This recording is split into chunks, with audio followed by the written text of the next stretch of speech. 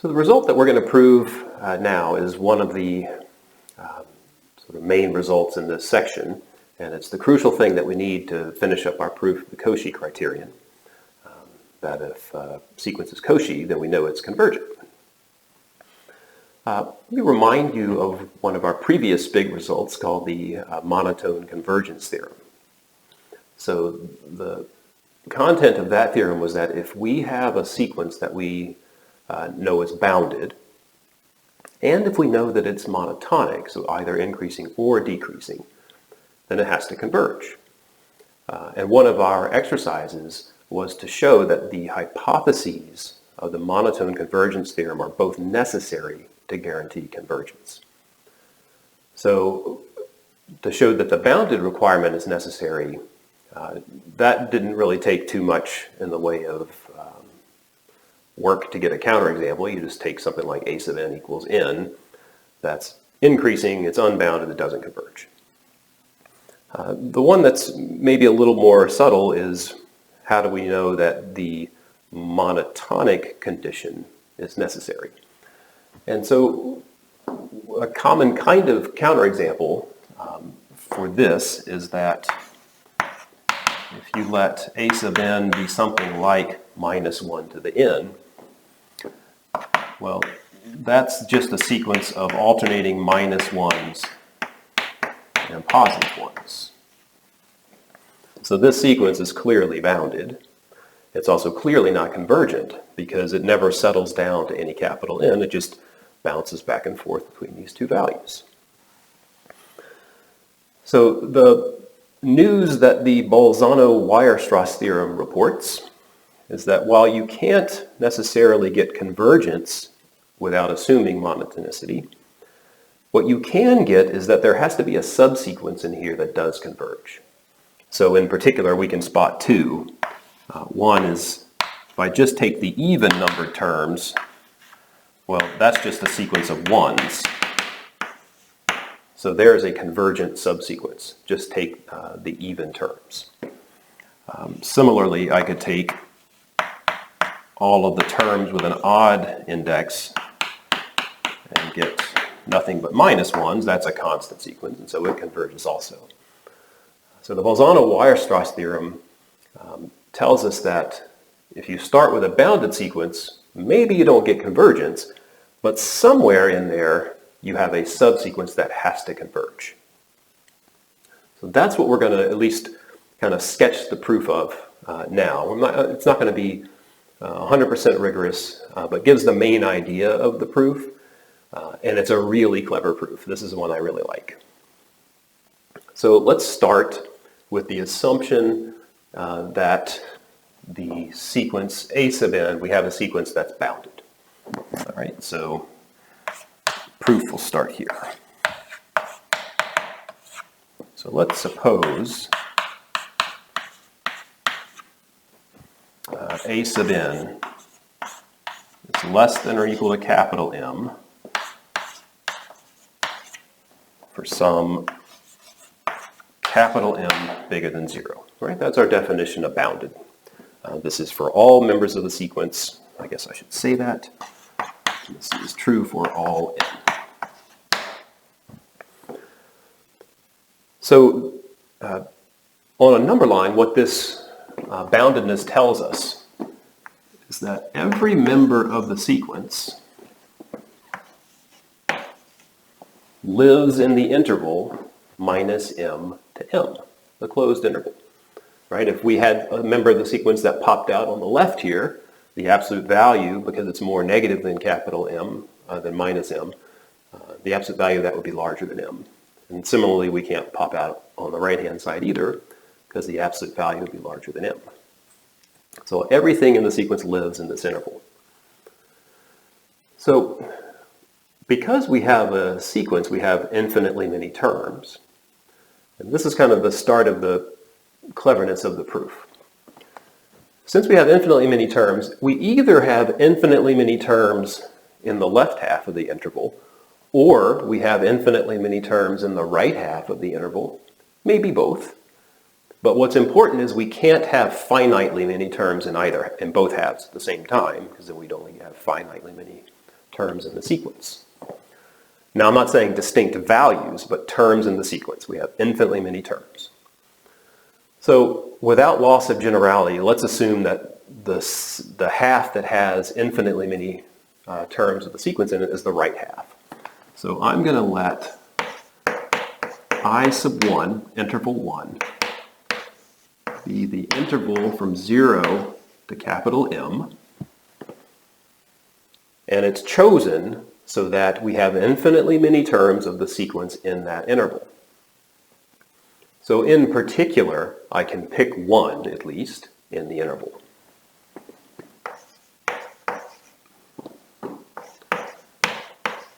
So we're going to choose some member of the sequence, a sub n sub 1, and I sub 1. Right. So once we've done that, now we've got infinitely many terms in the right half of the interval, and we do it again.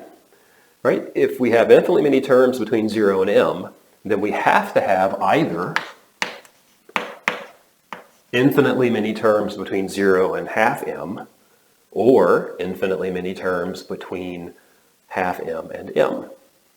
Right? Without loss of generality, let's just assume it happens on the left-hand side this time. Then I sub 2 would be the interval 0 to m over 2. And because we know we have infinitely many members of the sequence in that interval, we can at least choose 1. So we choose a in 2 in I2. And then we repeat this process over and over again.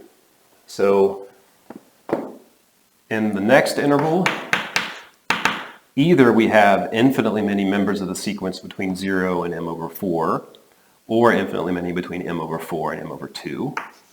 Let's say without loss of generality, that happens on the right-hand side this time. And we choose the third member of our subsequence in I sub 3. So what we're doing is we're creating or constructing a subsequence as we go, and eventually we have to show that converges to something. So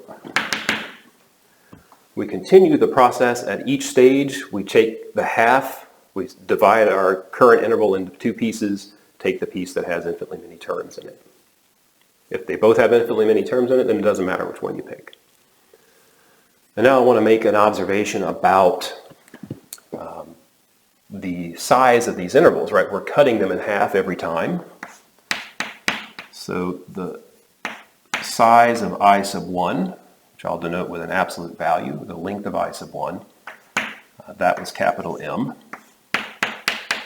I sub 2 was half of that. I sub 3 was half of that. And so the observation is that the kth interval we've constructed looks like m divided by 2k minus 1. All right, we've cut the interval in half k times starting with, we've cut it in half k minus 1 times starting with m. And for each of these intervals, because of the way we chose them, we know we have at least one member of our original sequence in that interval, so we can pick out a member where, let's see, we've got some a sub n sub k that's inside the kth interval, right? If we have infinitely many terms in there, we've got at least one, so we pick one. Okay, so the way we've constructed these intervals, notice that they're nested. And so we dust off our nested interval property, which is going to guarantee that our nested sequence of non-empty closed intervals has to have something in the intersection of all. So by construction, we have a nested interval, a nested sequence of non-empty intervals. So by the nested interval principle, the intersection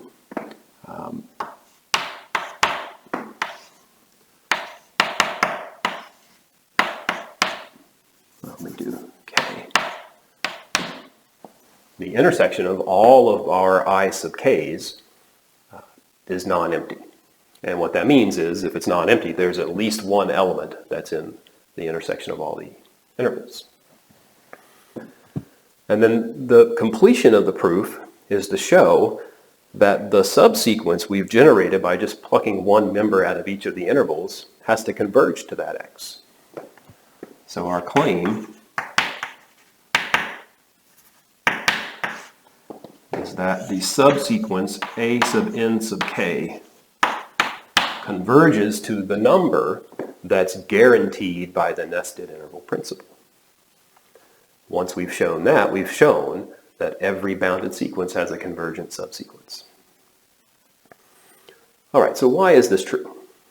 Well, here's where we're not going to insist on complete rigor, but the a sub n sub k by construction is in I sub k.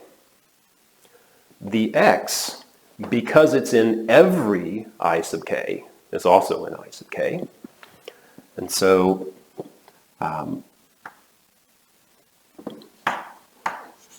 we note that a n k and x are both in the kth interval in our construction. It looks a little hard to read. So a sub n sub k, comma x, both are in I sub k, and what that means is they can't be any further apart than the length of the interval.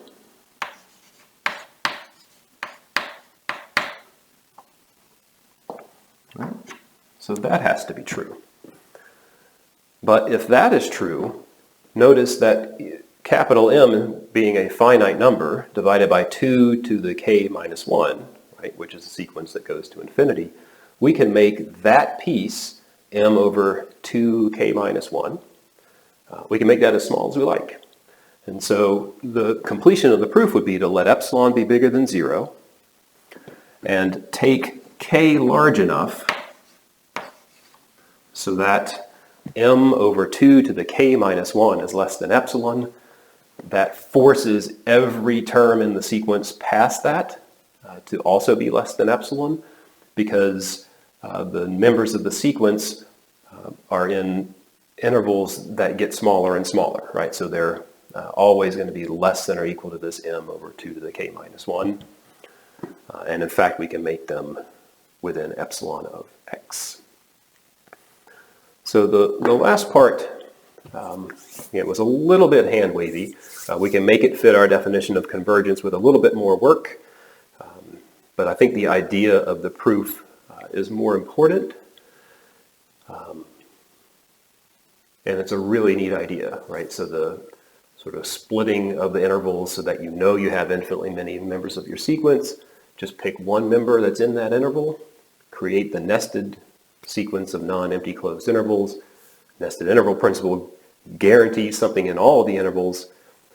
Since it's in all of the intervals, what we end up with is that the chosen members of the sequence have to be closer than the length of the interval to x, and we can make that length as small as we like.